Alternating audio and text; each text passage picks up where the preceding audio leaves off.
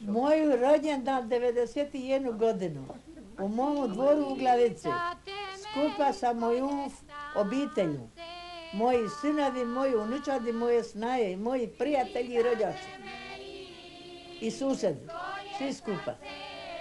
Da bi bili sretni svi i zadovoljni, da bi sve moje godine dočekali.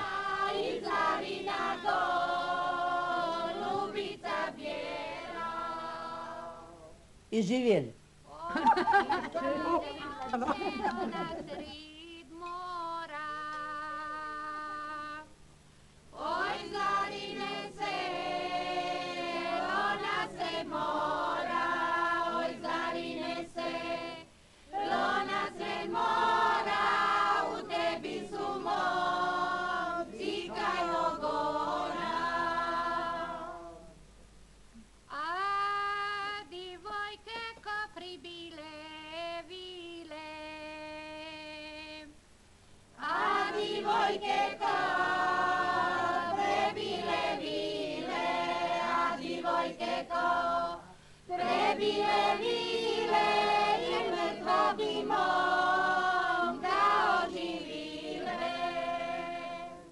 Cijelo društvo, hvala vam lijepa, bilo mi je puno drago, da je lijepo šesno da smo se zabavili i vi se sada i napred zabavljate, ja sam trudna, idem malo se odmoriti. Ajde, hvala, doviđenja, laku noć, živjela Majo.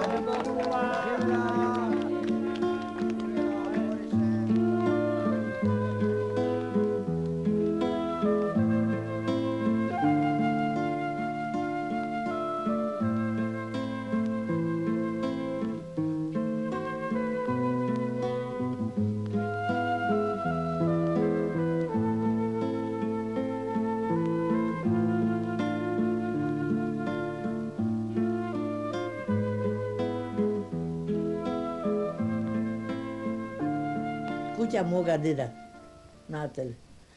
To je samo bija jedan kot, a gore kot bija drugi grede na podu.